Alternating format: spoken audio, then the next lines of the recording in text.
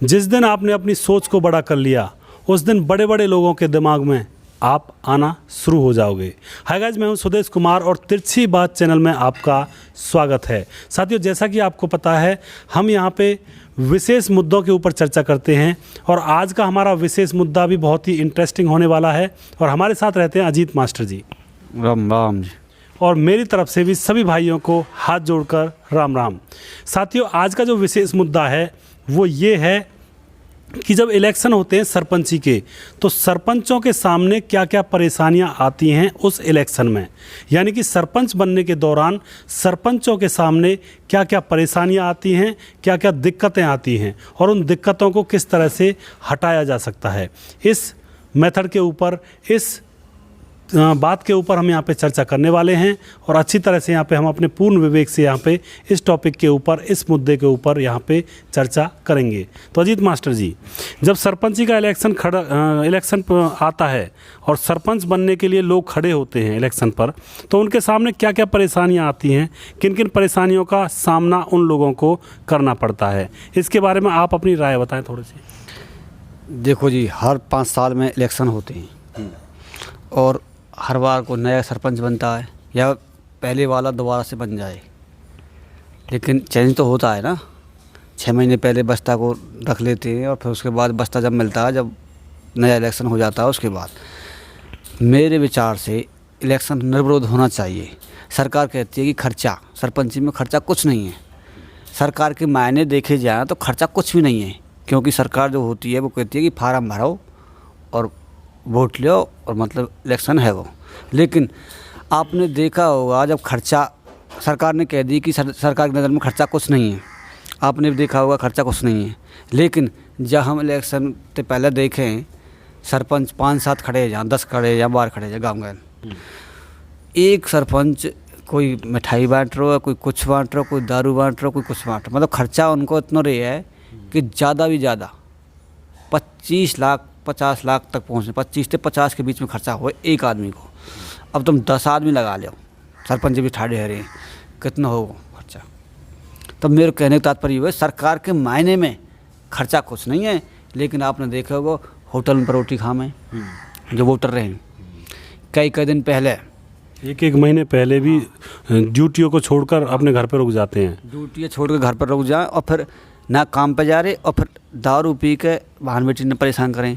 क्यों? फ्री की मिल रही है, पी रहे हैं। लेकिन सरपंच होगा वाह, वैसी लालच से कई तरीका से वोट आवे, खर्चा पूरा। हाँ, खर्चा यू इस तरीके से हुआ। और खर्चा यूँ ना छोटो मोटो, डेली को दारू को, डेली को बियर को, डेली को मिठाइन को, डेली को जाके घर चटनी ना बनी, चटनी रोटी खा रहा है, वो भी न्यों के हो बियर लिया, शाही पनीर लिया, होटल पर जाऊँगो जी, बिस्लरी को पानी पीऊँगो जी, जा खारा पानी नसीब ना हो वो बिस्लरी को पानी मांगे और फिर ऐसे जे में मेहमान गिरोस। तो सरकार के मायने में ये खर्चा ना है, ना कोई दिखा सके, हारे हो कैंडिडेट में दिखा सके मैं तो खर्चा करिए वो तब जेब तो बहुत है वो जी, तो और भी कागज में आवाज ना दिखा सका आग है कि मतलब ये है कि मैंने तो खर्चा कर दियो। हाँ जी। तो सरपंची के इलेक्शन में खर्चा एक सबसे बड़ी समस्या है, यानी कि जिसको भी सरपंची के पद पर खड़ा होना है उसको अपने कंधे यानी कि कमर कस लेनी चाहिए खर्चे के लिए, क्योंकि उसे बहुत ही बड़ी मात्रा में, भारी मात्रा में खर्चा उठाना पड़ता है सरपंची के पद के लिए। और अजीत मास्टर जी, क्या सरपंची के पद पर जब उम्मीदवार खड़ा होता है तो क्या उसको कोई धोखेबाजी या दुश्मनी का सामना करना पड़ता है? इसके बारे में थोड़ा सा बताएं। देखो, समाज में सब तरीके के लोग रहते हैं और जिससे किसी आदमी को किसी दूसरे आदमी से दुश्मनी निकालनी है तो वो उसे सरपंची पे ठाड़े कर देगा। बल्तू बन रहा है, इतनी वोट तेरी वहाँ, इतनी वहाँ, मतलब एक तरीका से चालबाज ऐसी रणनीति खेलेगा और वो खेलेगा जो आके ज़्यादा करीब होगा, जो नज़दीक होगा, बाबा दूसरे के कह देंगे, वहाँ पर कह दी फलाने आदमी तेरे संपर्क में ज़्यादा है, तू खड़े कर दे भाई, और मतलब ये है कि ये बात है जाएगी। और हालांकि वो जीतिए मत, दूसरे हराने के चक्कर में मतलब फलाना जीत रो ना जीतना चाहिए, या ठाडो कर दे और या ठाडे फलाना आदमी कर सके, इस तरीका की धोखेबाजी हुआ है। दुश्मनी निकालना, एक दूसरे कंधा बिंदु चलानी है, बोल भाई मैं तो अभी ना बन रहा हूँ ना ऊपर रुपये पैसा, या मैं थोड़ी सी ऐंठ है या पैसा की गुमक है, तो यूँ लारना होनी चाहिए। तो या यूँ सोच रही है आदमी जो ठाडो करेगो ज़्यादातर तो वही वोट ना देगो, और तेरे मोहड़े पर तेरी सी बात करेगा और वाम गाँव में जाकर समाज में जाकर और तक बात करेगा। जो कहते हो आप वोट कहाँ है, आपने देखी होगी एक जो बड़े बूढ़े हैं संपर्क में जो लोग रहे हैं उनके में उनने ये बात जानी परखी है कि जो मतलब दूसरे कंधा बंदूक चलावे है वो आके संग्रह ना है, वो पीठ पीछे छुरा घोंपे है। एक तरीके कहने का मतलब यूँ है वो दुश्मनी नकार है। लोग अंत या बस होता धोखेबाजी कर रहे हो, एक तरीका थे धोखेबाजी कर रहा है बोल भाई जब भी ना बन रहा और मतलब या ठाडो कर दे, एक तरीका थे अपनी वो निकालनी। तो मास्टर जी जनता होती है वो भी शायद धोखा कर जाती है सरपंच पद के उम्मीदवार के साथ। ऐसा भी होता है कई बार कि खाया किसी का वोट किसी को दी, ये भी एक तरह से धोखा ही है, धोखेबाजी है।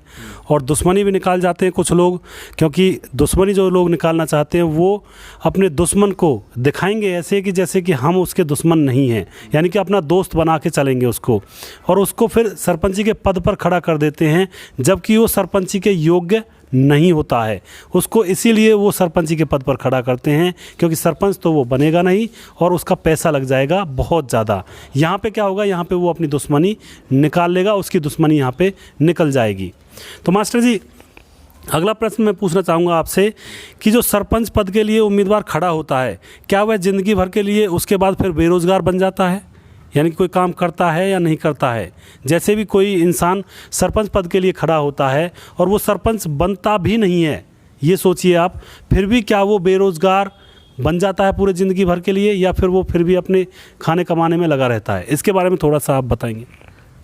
उसने फार्म भरा, किसी आदमी ने सरपंची का फार्म भर दिया, वो बनो या मत बनो, नाम बाकी सरपंची की छाप लग गई, मतलब भाई सरपंच आ जा, सरपंच बैठ, तो सरपंची के चक्कर में वक्त वक्त पे चढ़ जा वाला बड़े बूढ़े वाली बात है कि मतलब ये कि पतंग बनाना का इस चीज़ को, तो वे सरपंची चक्कर में लोगों ने ज़्यादा टाइम देने लगे को, लोगों ने उठा बैठी की बात करने लगे, ऐसी बात करेगा डीग मारेगा बड़ी बड़ी, मैं सरपंच तो हुई बनियो से ना बने, अब कना अगली योजना बनूंगा, वाह उम्मीद तो लगे हो रही है, अब कना बने अगली योजना बन जाऊँगा, अगली योजना बन जाऊँगा, नाम सरपंच तो पड़ ही गया है तो कोई कमावेगो, तो वह सरपंची के नाम के चक्कर में नाम सरपंच पर गो तो वह तो कोई नौकरी वोकरी करेगा ना, वो तो जो कह देंगे सरपंच की नौकरी कर रहा है यार, तू तो सरपंच आदमी है और तू यह बात का वाह वैसे ना करने देगी पब्लिक, कष्ट तो हाँ करना भी चाहे तो करना देगी और वैसे वो करेगा ना, और हाँ नाम में बट्टा लगेगा,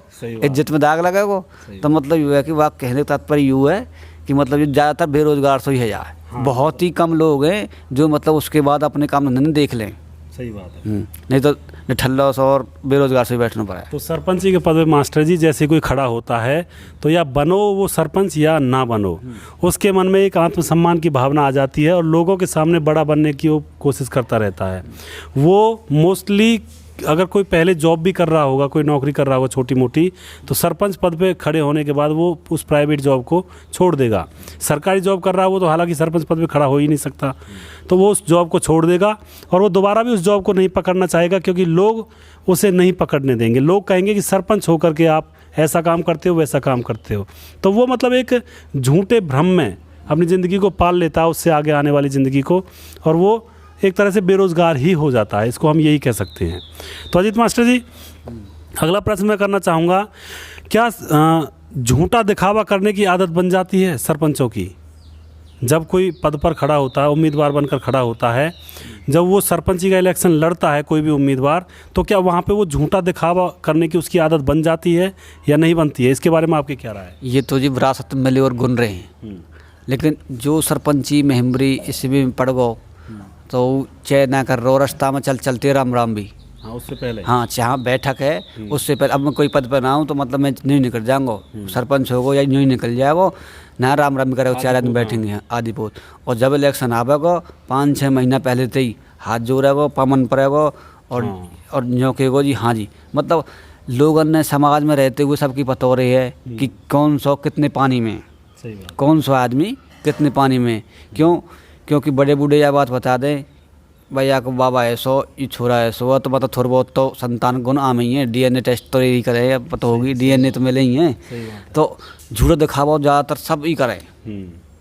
सरपंच हाँ सरपंच जो बन जाएगा वो ऐंठ में आ जाएगा, पीछे बनने के बाद मैं सरपंच बनूंगा तो कोई बात ही ना है, और जो ना बनेगा वो या उम्मीद में रहेगा कि हाँ आगे बनूंगा, और इलेक्शन हारो तो जीतो, उसके बाद वाई वाप आ जाएंगे पहले ग्रेड वाले रंग पे ही।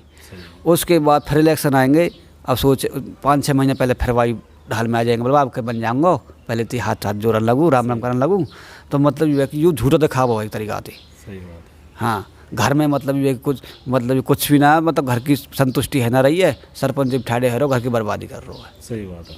और घर की बर्बादी तो है ही, यूँ इलेक्शन में रुपया लगे, झूठा दिखावा मतलब यहाँ पे बन जाता है सरपंच की तरह।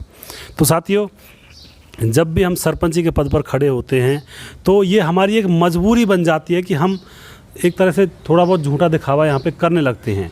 यानी कि जिस आदमी से हम कभी बातें भी नहीं करते हैं उससे हमें बातें करनी पड़ जाती हैं, उसके पास बैठना पड़ जाता है और उससे मतलब प्यार की बातें करनी पड़ जाती हैं एक तरह से प्यार से। लेकिन उससे पहले हम बातें भी नहीं करते हैं, लेकिन सरपंची के लड़ने के चक्कर में हम उससे भी प्यार से बातें करने लगते हैं। और कोई भी गांव में समाज में कोई भी है, सबके सामने हम हाथ जोड़ के चलते हैं। तो ये एक तरह से अंतरात्मा से भावना नहीं निकलती। ये जो सरपंच लोग खड़े होते हैं या आप लोग खड़े होते हो या हम लोग सरपंची के पद पर खड़े होते हैं, तो ये इसलिए हम राम राम श्याम श्याम करते हैं जिससे कि हमें कोई जाने और जानने के बाद हमें कोई वोट दे। अगर हमारे आत्मा से ये भावना निकलती तो सरपंची के पद पर खड़े होने से पहले हम दुनिया से राम राम करते और सबका हालचाल जानने की कोशिश करते। लेकिन ऐसा ही क्यों होता है, जब सरपंची का इलेक्शन आता है तभी हम लोगों का हालचाल कुछ ज़्यादा जानने लगते हैं, कुछ ज़्यादा लोगों को हम प्रणाम करने लगते हैं, ज़्यादा लोगों को चाचा ताऊओं को हम ज़्यादा मतलब उनके चरणों को छूने लगते हैं। तो ये एक तरह से दिखावा ही है, आप मानो या मत मानो। आप जानते सब बातों को हो लेकिन मानो या मत मानो ये आपके ऊपर डिपेंड करता है। तो मास्टर जी, अगला प्रश्न है आपसे, क्या सरपंची के पद पर जो खड़े होने वाला उम्मीदवार होता है, क्या वह परिवार का दुश्मन बन जाता है, घर की बर्बादी कर लेता है, ज़मीन जायदाद बेच देता है? इस मुद्दे के ऊपर थोड़ी सी यहाँ पे प्रकाश डालिए। अक्सर परिवार का दुश्मन इसलिए बन जाता है कि जो उसके परिवार वाले होते हैं, घर को आदमी खड़े हुआ आते तो मांगने करेंगे ना, वह खर्चा पानी दे दे या फिर हमें कोई नशा पानी के लिए कोई सामान दे दे, बियर दारू, खाने पीने मिठाई ना बैठ सके, क्यों वो कह दे यार तब घर के आदमी हो तो मैं कैसे दे दूँ, बाहर बांटूँगा, तब तो जब भी बन मेरे उनको दुश्मन तो बन गो जो। हाँ, वो बाहर जाएंगे। हाँ, वे बाहर जाने के रहे ना, क्यों घर को आदमी खड़े हुए, उनकी बेइज्जती होगी। और अगर बाहर भी जाएंगे तो वो दुश्मन की पार्टी में चले जाएंगे, इसका मतलब। हाँ, फिर बदनामी है जाएगी। बलबा हम तो तेरे जब भी बन रहे तो जब भी बन रहे तेरे तो वोट दे नहीं पड़ेगी, तो कुआ में गिरेंगे ही। सही बात है। और घर के बर्बाद ऐसा हमें मतलब इलेक्शन लड़ने के लिए दूसरों मतलब 100 रुपया बैठ रहो, दूसरों 500 से बांटे वो होटल पर रोटी खवा रहा हो तो मतलब बिस्लरी को पानी पिया रहा तो बने हो बोले वो खवा तो मैं भी खवाऊँ, बस मैं भी जीत रहा हूँ। हाँ। सब जीत के लिए लेते हैं ना, तो भाई यह बात ना देखें कि मतलब ये कितना रुपया उठ रहा है, कितना खर्चा रहो, चाहे ज़मीन गिरवी धरो, चाहे जीवर बेचो, चाहे घर बेचो, ज़मीन जायदाद बेचो। तब उनको कहने का मतलब यूँ है कि दूसरे ते दिखावा ज़्यादा करना, ज़्यादा खर्चा करना है, बस सरपंच लेनी है, आंध्र रह जाए एक तरीका से सया पकांस नहीं छा जाए तो वो नौबत आ जाए। हाँ, तो मतलब यहाँ पे दिखावा भी करना पड़ता है और जो सरपंची के पद पर खड़ा होता है साथियों, उसका परिवार भी कई बार दुश्मन बन जाता है। कई ऐसे मौके आते हैं उनमें परिवार उनके साथ नहीं चल पाता है और दुश्मन ही बन जाता है। दूसरा प्रश्न ये था कि क्या घर की बर्बादी होती है? घर की बर्बादी तो 100% होती है, आप भी जानते हो और सारा समाज जानता है, क्योंकि कोई दूसरा सरपंच पद का उम्मीदवार अगर लोगों को कुछ खिला रहा है तो आपको भी खिलाना पड़ेगा, क्योंकि यहाँ पर आपकी आन बान शान का मामला हो जाता है। तीसरी बात ये आती है साथियों, ज़मीन जायदाद। जब आप खर्चा ही कर रहे हो तो ज़मीन जायदाद भी आपके हाथों से जा सकती है, ये भी आपको मान के चलना चाहिए, क्योंकि आपको वो कॉलम पूरा करना होता है। उस समय आपके अंदर एक जज्बा होता है, आपको ऐसा लगता है कि अब की बार सरपंच हम ही बनेंगे, हमारे अलावा कोई सरपंच नहीं बनेगा। इसलिए वहाँ पर आपके अंदर एक ऐसा रुतबा आ जाता, जज्बा आ जाता है, आप अपनी ज़मीन जायदाद को भी नहीं देखते हो, उसको भी बेच देते हो और अपने मन में ये सोचते हो कि अगर मैं सरपंच बन गया तो इसको तो मैं दोबारा वापस से ले लूँगा। तो यहाँ पे आपकी ज़मीन जायदाद भी जा सकती है, घर परिवार के लोग दुश्मन भी बन सकते हैं और घर की बर्बादी भी इसमें हो सकती है अगर आप अपने मकसद में कामयाब नहीं होते हो। दूसरी बात, अगर आप अपने मकसद में कामयाब हो जाते हो और अपने जितना भी आपने खर्च किया है, यानी जितना भी आपने खर्चा किया उसको निकालने के लिए आप सरपंची में से कुछ निकालना चाहते हो, तो समाज के दुश्मन, समाज आपको बुराई देगा। क्यों? क्योंकि वो तो ये कहेगा कि ईमानदारी से काम नहीं कर रहा, ये तो पैसे खा जाता है। लेकिन उनको ये नहीं मालूम होता है कि इसने खर्च कितना किया है। तो यहाँ पे साथियों हम यही कहना चाहेंगे कि सरपंच पद के उम्मीदवार जितने भी होते हैं वो खड़े तो होते हैं समाज की भलाई करने के लिए, लेकिन समाज की भलाई के चक्कर में वो अपना खर्च कर बैठते हैं, सरपंच बनने के चक्कर में अपना खर्च कर बैठते हैं, और फिर उसके बाद जैसे ही सरपंच बनते हैं उसके बाद अपने खर्च को निकालने के चक्कर में लोगों की आंखों में चुभने लगते हैं, यानी कि दुनिया के बेईमान बन बैठते हैं। तो यहाँ पे एक असमंजस की परिस्थिति है, इसको अच्छी तरह से आपको समझना चाहिए। तो यहाँ पे बहुत सारी चीज़ों की बर्बादी होती है इस पद के लिए, बन गया तो ठीक, नहीं बना तो बर्बाद, ये आप भी जानते हो और सारी दुनिया जानती है। मास्टर जी, अगला प्रश्न मैं और करना चाहूँगा जो कि इम्पोर्टेंट है और लास्ट क्वेश्चन है। सरपंची के पद की जो ये परेशानियाँ हैं इन परेशानियों को दूर कैसे किया जा सकता है? इसका कोई सॉल्यूशन है? ये जितनी भी परेशानियां हैं इनको दूर किया जाए और अच्छी तरह से फेयर तरीके से सरपंची का चुनाव हो पाए, इसका कोई इलाज है? इसके बारे में थोड़ा बताएं। इसका एक ही इलाज है, निर्विरोध चुनाव। हम सरपंची में आप देखते होंगे कि सरपंच ठाड़े हों, सब खर्च करें। निर्विरोध चुनाव हो समाज में, तो या पट्टीबाज, या जितने बड़ा गाँव में पट्टीबाज ले लो, और उसमें से भी ये देखो कि कौन सा ईमानदार आदमी तो आगे आवे को ना, क्योंकि ईमानदार आदमी तो खर्च, हाँ बेईमान ज़्यादा हमें सरपंच नहीं आ जो, हाँ निर्विरोध में तो ईमानदार आवे कोई ना, निर्विरोध में तो जनता करेगी जब आवे को आगे, और जब खर्चा करने के लायक तो ईमानदार पर रुपया ही ना है। देखिए मास्टर जी, निर्विरोध का तो अब ज़माना ही गया, आप कह सकते हो, क्योंकि निर्विरोध तो वहाँ पे खड़ा हुआ करते थे जहाँ पे सब लोगों में सहमति हुआ करती थी, लेकिन आप भी जानते हो अब फिलहाल के ज़माने में सहमति भाई भाई के अंदर नहीं है, एक परिवार के लोगों में सहमति नहीं है, तो निर्विरोध सरपंच या पंच चुनने की तो बात ही अलग है। कुछ गाँव हैं ऐसे जो राजस्थान में हैं, कुछ और बहुत जगहों पर ऐसे गाँव हैं, हरियाणा में भी हैं जहाँ पर ये अभी प्रथा चली हुई है, लेकिन ज़्यादातर गाँव में अब निर्विरोध का किस्सा ही ख़त्म हो गया है। तो यहाँ पे क्या सॉल्यूशन निकाल सकते हैं हम? सॉल्यूशन इसका ये है कि जो खर्चा होता है, हाँ, ये बंद होना चाहिए। हाँ, ये जो मतलब खाना खिलाने का मतलब दारू का, हाँ, और ये खाने वाने जो होते हैं मिठाई, ये बिल्कुल ख़त्म होना चाहिए, इस पर बैन लगना चाहिए। सरकार की ओर से भी कदम उठने चाहिए, क्योंकि सरकार की नज़रों में कुछ भी नहीं है, सरकार की नज़रों में बस एक फार्म भरना है, बस ये खर्चा है, और नहीं उसमें दो पैसे का भी खर्च, पानी का भी खर्च नहीं है। हम जाते हैं तो मतलब ये कि सरपंच से बोलते हैं बियर लिया, दारू लिया, ये कौन करवा रहा है? ये हम जनता करवा रही है, आम जनता है, जो सरपंच की मुसीबत ये बन जाती है कि मतलब उसे सरपंच चाहिए, वोट चाहिए, उसकी मजबूरी देना है जाए और हमारी वे बुझ जाए। लोग बाग काम छोड़ के भी दारू चक्कर में काम छोड़ दें। तो मेरे कहने का मतलब ये है कि बिल्कुल 1 रुपये खर्च ना होना चाहिए, और ज़्यादा ही खर्च का ये करना है तो वार सिक्योरिटी के रुपया है, सरपंच निर्विरोध चुनो, अब सिक्योरिटी जमा करवाओ, सिक्योरिटी जमा करवाने के बाद वह पैसा है किसी गरीब बेटी की शादी में, हाँ शादी में पैसा लगा दियो, गरीब बेटी शादी करवा दी, या फिर जहाँ सेवा वहाँ लगवा दी परमार्थ में, जहाँ, हाँ मतलब अगर आपके पास ज़्यादा पैसे हैं तो उनको किसी परमार्थ में खर्च कर दीजिए, लेकिन सरपंची में पैसा खर्च करना बिल्कुल ही बेवकूफ़ी है यहाँ पे। और मैं आपसे यही कहना चाहूँगा कि ये सारी बुराइयाँ तब ख़त्म हो सकती हैं जब खाना खिलाना आप बंद करोगे, और जनता कराती है खर्चा। और मेन बात ये है कि अगर आप खाना खिलाना बंद कर दोगे तो गाँव से सही उम्मीदवार ही निकल कर सरपंची के पद के लिए आएगा, और जब आप खाना खिलाना यहाँ पे चालू रखोगे समाज के अंदर तो सही उम्मीदवार आने की उम्मीद बहुत ही कम होती है, 0% होती है। क्योंकि जो गांव के लोग होते हैं वो खाते हैं किसी का तो उन्हें ये लगता है कि इसका खाया है, इसको ही आगे बढ़ा देते हैं। लेकिन जब खाना खिलाना ही बंद हो जाएगा गांव के अंदर तो लोगों के अंदर भी एक सोच समझ बढ़ेगी, और वो भी ये सोचेंगे कि क्यों ना, जब हमें खाना तो किसी का है ही नहीं, किसी का लोन नहीं चाहिए, किसी का खाया नहीं, किसी का कुछ 1 पैसा भी खर्च नहीं करवाया, तो क्यों ना हम गांव के ईमानदार आदमी को ही सरपंच बनाएं। तो ये सोच यहाँ पे बढ़ेगी अगर हम खर्चा करना और खाना खिलाना यहाँ पे बंद कर देते हैं।